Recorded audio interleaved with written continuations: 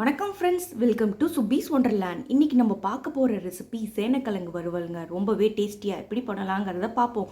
இந்த தருணத்தில் சப்ஸ்கிரைபர் ஆகிய உங்களுக்கும் ஃப்யூச்சர் சப்ஸ்கிரைபர்களுக்கும் என்னுடைய நன்றி கலந்த வணக்கத்தை தெரிவித்துக்கொண்டு இப்போ ரொம்பவே டேஸ்டியான சேனைக்கிழங்கு வறுவல் எப்படி பண்ணலாங்கிறத பார்க்கலாம் வாங்க ஃப்ரெண்ட்ஸ். ஃபஸ்ட்டு ஒரு பாத்திரத்தில் சேனைக்கிழங்கெல்லாம் கட் பண்ணி புளி தண்ணியில் ஒரு ½ அன் ஹவர் ஊற வச்சுருக்கேன். ஒரு ½ அன் ஹவர் நல்லா ஊறினதுக்கப்புறமா இந்த கிழங்கெல்லாம் எடுத்துக்கலாம். இப்போது இன்னொரு பாத்திரத்தில் தண்ணி ஊற்றி ஒரு ½ டேபிள் ஸ்பூன் அளவுக்கு மஞ்சத்தூள் ஆட் பண்ணிக்கிறேன். இப்போ ஏற்கனவே நம்ம புளி தண்ணியில் ஊற வச்சுருந்த சேனைக்கிழங்கு எல்லாத்தையும் இந்த மஞ்சள் தண்ணியில் போட்டு வேக வச்சு எடுத்துக்க போகிறேன்.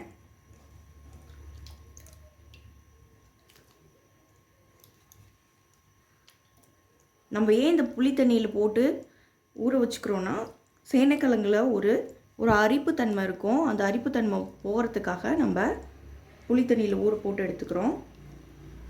இப்போ இந்த கிழங்கு எல்லாத்தையும் ஒரு 3/4 பங்கு வெந்து வர அளவுக்கு வேக வச்சு எடுத்துக்குவோம். மஞ்சள் தண்ணியில் இந்த சேனைக்கிழங்கு வேகும் போதே இந்த சேனைக்கிழங்குக்கு தேவையான அளவு உப்பு ஆட் பண்ணிக்கலாம். அப்போ தான் சேனைக்கிழங்குல இந்த உப்பு நல்லா பிடிச்சி வரும். இப்போது 3/4 பங்கு நல்லா வெந்து வந்துடுச்சு சேனைக்கிழங்கு. இதை நான் எடுத்துக்கிறேன். இப்போ இன்னொரு பாத்திரத்தில் ஃப்ரை பண்ண தேவையான அளவு எண்ணெய் விட்டுக்கலாம். இப்போ நம்ம மஞ்சள் தண்ணியில் போட்டு வேக வச்சுருந்த சேனைக்கிழங்கு இந்த எண்ணெயில் போட்டு பொரிச்சு எடுத்துக்க போகிறேன்.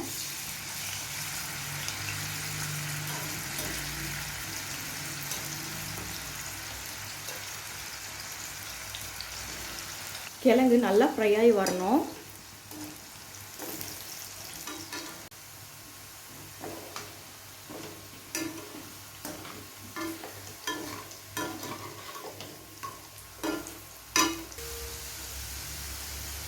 பாருங்கள், ரொம்ப நல்லா ஃப்ரை ஆயிடுச்சு. இதை ஒரு பாத்திரத்தில் எடுத்து வச்சுக்கலாம்.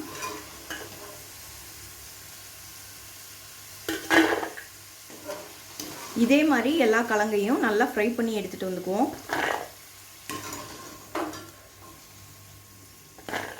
இப்போ ஒரு பேனை ஹீட் பண்ணியிருக்கேன். இதில் ஒரு 3 to 4 டேபிள் ஸ்பூன் அளவுக்கு எண்ணெய் விட்டுக்கிறேன்.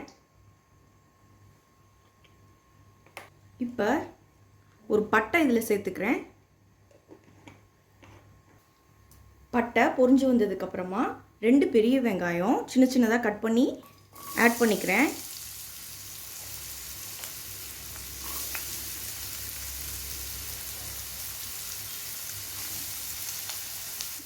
வெங்காயம் நல்லா வதங்கி வரட்டும்.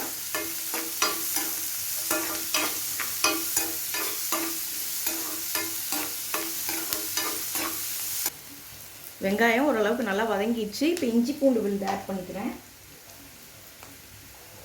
1 டேபிள் ஸ்பூன் அளவுக்கு இஞ்சி பூண்டு விழுது. இதையும் பச்சை வாசனை போகிற அளவுக்கு நல்லா வதக்கி விட்டுக்கலாம்.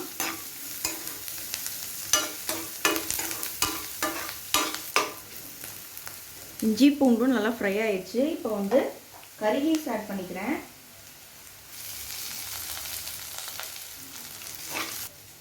மீடியம் சைஸ் தக்காளி கட் பண்ணி ஆட் பண்ணிக்கிறேன்.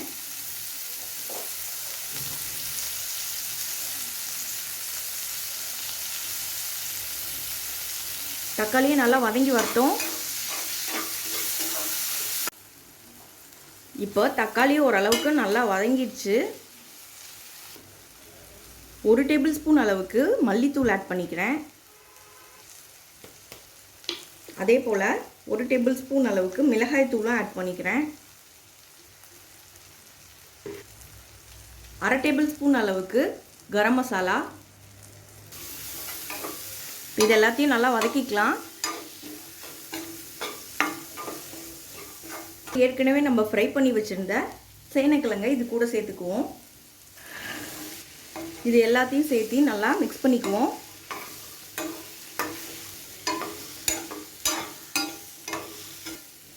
இது லைட்டாக ஃப்ரை ஆகிட்டு இருக்கும்போது நம்ம தேங்காய் பேஸ்ட் அரைச்சி எடுத்துகிட்டு வந்துக்கலாம். இப்போ ஒரு மிக்ஸி ஜாரில் அரை கப் தேங்காய் கட் பண்ணி எடுத்து வச்சுருக்கேன். அதே போல் ஒரு பட்டை, 2 கிராம்பு, 1/2 டேபிள் ஸ்பூன் அளவுக்கு சோம்பு, 1/2 டேபிள் ஸ்பூன் அளவுக்கு கசகசா, 2 முந்திரி, இது எல்லாத்தையும் சேர்த்து பேஸ்ட்டாக அரைச்சி எடுத்துகிட்டு வந்துக்கிறேன். இப்போ நம்ம ஃப்ரை பண்ண சேனைக்கிழங்கோட தேங்காய் பேஸ்ட்டையும் சேர்த்தாச்சு. இதையும் சேர்த்து நல்லா மிக்ஸ் பண்ணி விட்டுக்கலாம்.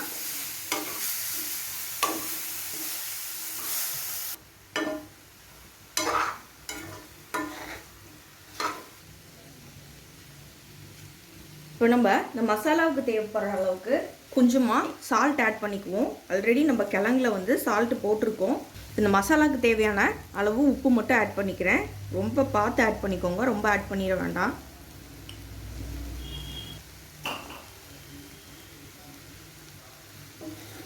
இதையும் நல்லா சேர்த்தி விட்டு ஃப்ரை பண்ணிக்கலாம். எண்ணெயிலே நல்லா இது ஃப்ரை ஆகி வரணும். அதனால எண்ணெய் கொஞ்சம் தேவைப்பட்டுச்சுன்னா சேர்த்துக்கோங்க.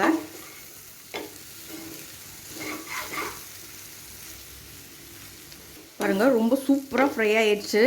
அவ்வளோதான், ஃப்ளேம் ஆஃப் பண்ணிக்கலாம். இது வந்து ஒரு பிளேட்டுக்கு மாற்றி எடுத்துகிட்டு வந்துக்கிறேன். இப்போ நமக்கு ரொம்பவே சுவையான சேனைக்கிழங்கு வறுவல் ரெடி ஆயிடுச்சு ஃப்ரெண்ட்ஸ். இந்த ரெசிபி உங்களுக்கு பிடிச்சிச்சுன்னா எங்கள் சேனல் லைக் பண்ணுங்கள், ஷேர் பண்ணுங்கள், சப்ஸ்கிரைப் பண்ணுங்கள், உங்கள் கருத்துக்களை கமெண்ட் பண்ணுங்கள். மீண்டும் இன்னொரு நல்ல ரெசிபியோட உங்களை மீட் பண்ணுறேன். அதுவரை உங்களிடமிருந்து விடைபெறுவது சுபீஸ் ஒண்டர்லேண்ட். தேங்க்யூ.